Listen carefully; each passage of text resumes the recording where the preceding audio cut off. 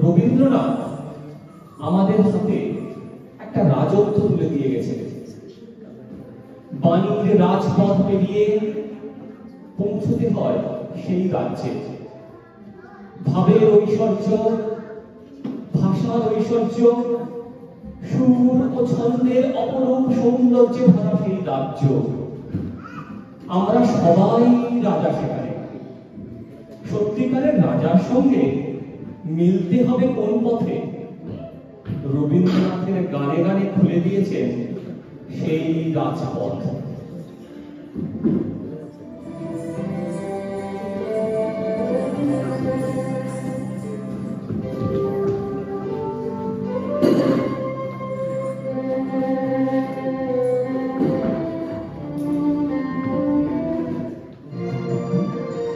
Thank